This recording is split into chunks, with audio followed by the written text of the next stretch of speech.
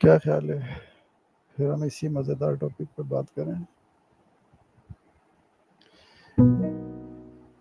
क्या ख्याल है फिर हम इसी मज़ेदार टॉपिक पे बात करें? बिल्कुल, यह एक बहुत ही बेहतरीन और मज़ेदार टॉपिक है। जर्नलिंग के फ़वायद और इसको अपनी रूटीन में शामिल करने के तरीके समझना हर किसी के लिए फ़ायदेमंद होता है। तो चलिए फिर हम इसी पर अपनी गुफ्तगू आगे बढ़ाते हैं। ठीक है, फिर मुझे बताएं इसके फ़वाइद क्या हैं, ये है क्या और इसको कैसे करा जा सकता है? बिल्कुल, मैं बताता हूँ। जर्नलिंग असल में अपने ख़यालात और जज़्बात को लिखने का एक तरीका है, जो ना सिर्फ़ आपकी स्ट्रेस को कम करता है, बल्कि आपको अपने आप को बेहतर समझने में भी मदद देता है। इसको शुरू करने के लिए बस रोज़ कुछ मिनट निकाल के अपने जज़्बात लिखना शुरू कीजिए। धीरे-धीरे ये आदत बन जाएगी और आप देखेंगे कि ये कितना फ़ायदेमंद होता है। नहीं, हम कौन से अपने जज़्बात लिख सकते हैं? कोई ऐसी मिसाल? बिल्कुल, आप अपने जज़्बात में कुछ भी लिख सकते हैं। जैसे आज का दिन कैसा गुज़रा, कोई खुशी का लम्हा या कोई फ़िक्र जो आपके ज़हन में है। आप छोटे-छोटे लम्हों की मिसालें लिख सकते हैं। जैसे आज आपने कोई छोटी-सी कामयाबी हासिल की या कोई बात जिसने आपको इंस्पायर किया।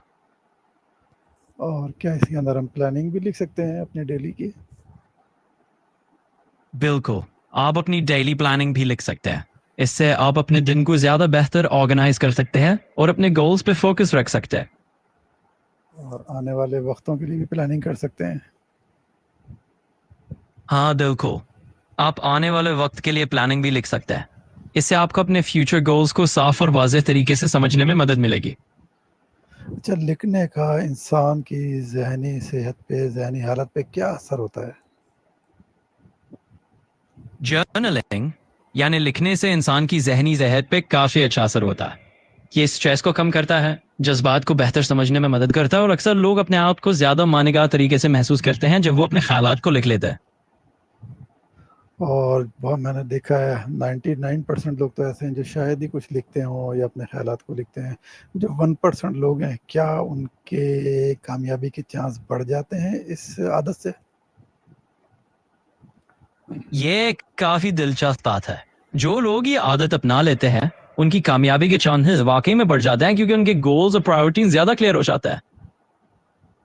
हमारे गोल्स ऐसे भी होते हैं ना जो फ्यूचर के लिए हैं, लॉन्ग टर्म प्लानिंग होती है, कुछ शॉर्ट टर्म प्लानिंग्स होती है, कुछ ऐसे गोल्स होते हैं जो लॉन्ग टर्म्स होते हैं, कुछ ऐसे गोल्स होते हैं जो शॉर्ट टर्म्स होते हैं।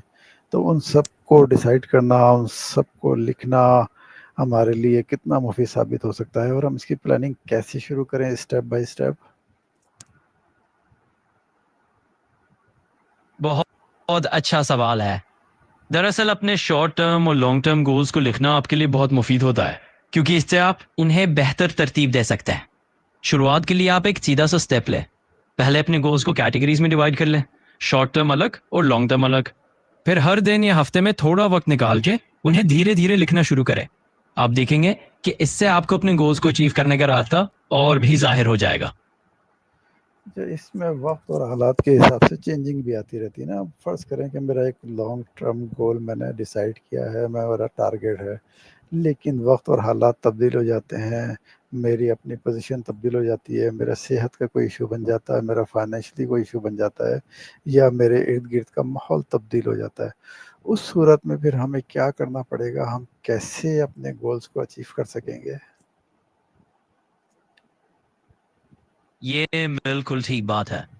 वक्त के साथ हालात बदलते रहते हैं, इसलिए फ्लेक्सिबिलिटी बहुत ज़रूरी है। आप अपने गोल्स को वक्त के साथ एडजस्ट कर सकते हैं। जिस तरह आपकी सिचुएशंस या प्रायोरिटीज बदलती हैं, उसी तरह आप अपने गोल्स को भी थोड़ा मॉडिफाई या अपडेट कर सकते हैं। इस तरह आप अपने आप को बेहतर तौर पर मेंटेन रख पाएंगे और अपने गोल्स के लिए मजीद बेहतर रास्ता ढूंढ पाएंगे। लॉन्ग टर्म गोल्स में क्या-क्या चीज़ें शामिल हो जाती हैं? लॉन्ग टर्म गोल्स में ऐसी चीज़ें शामिल होती हैं जो आपको लंबे अरसे में हासिल करनी होती हैं। जैसे करियर में कोई बड़ा मकसद, किसी डिग्री को हासिल करना या अपनी ज़िंदगी में कोई बड़ा पर्सनल टारगेट सेट करना। और शॉर्ट टर्म में?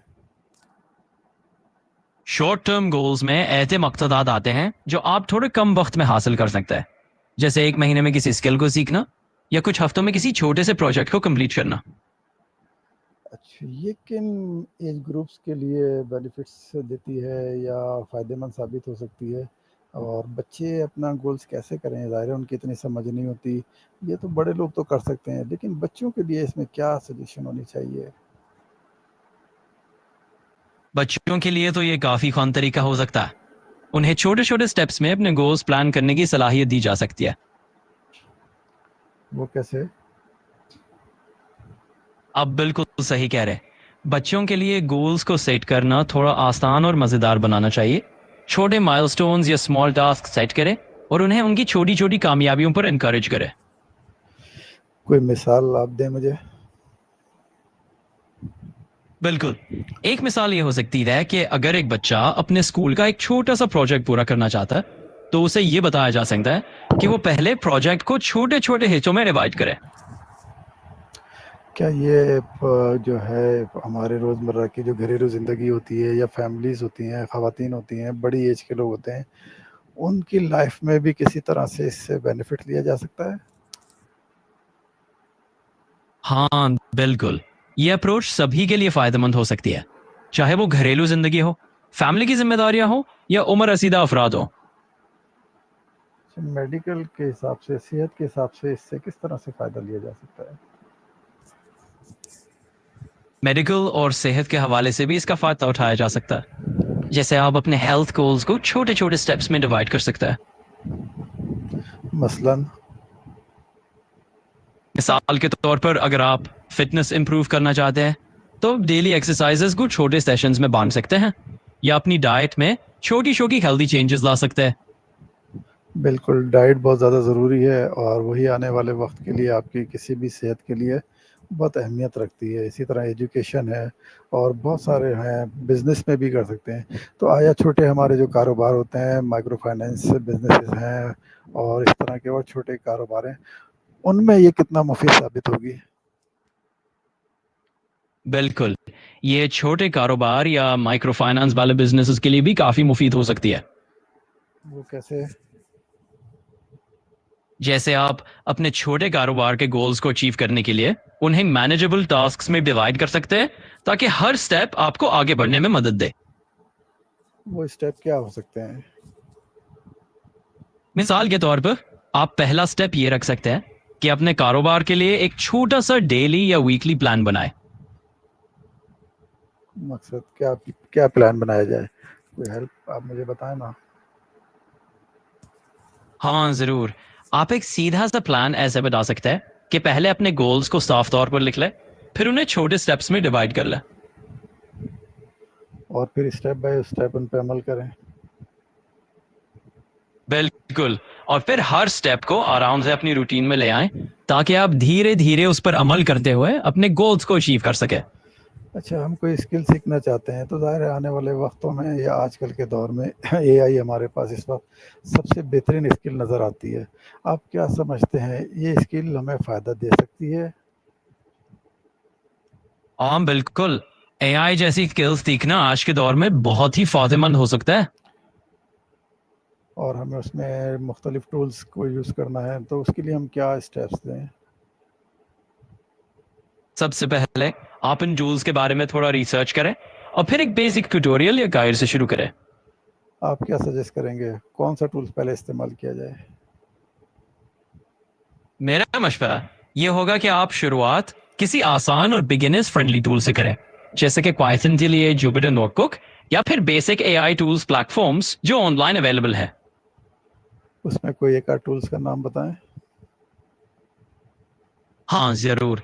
आप जुपिटर नोटबुक, गूगल कोलैब या टेंsorflow जैसे टूल से शुरू कर सकते हैं, क्योंकि ये बिगिनर्स के लिए काफी दोस्ताना है। इसके अलावा भी कुछ टूल्स हैं? हाँ, और भी टूल्स हैं जैसे कि पाइटॉर्च, एनाकोंडा या फिर ऑटो एमएल प्लेटफॉर्म्स भी आपके लिए काफी मददगार हो सकता है।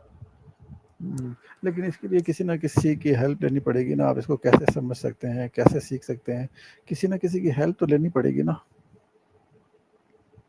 बिल्कुल, ये बिल्कुल ठीक बात है। आप ऑनलाइन ट्यूटोरियल्स, कोर्सेज या कम्युनिटी फोरम्स का फायदा उठा सकते हैं, जहां लोग एक दूसरे की मदद करते हैं और आपको रास्ता दिखाते हैं। लेकिन आजकल तो इतने ज़्यादा टूल्स आ गए हैं कि इंसान कन्फ्यूज़ हो जाता है कि किसको देखे, किसको ना करे, किससे स्टार्ट करे, किससे अपनी शुरुआत करे। तो ऐसी कंडीशन में फिर हमारे लिए क्या प्लानिंग होनी चाहिए? हम कैसे किस पे बुक करें स्टार्ट लेने के लिए? बिल्कुल, वो एक आम सी बात है और इस कंफ्यूजन को दूर करने के लिए क्या करा जाए?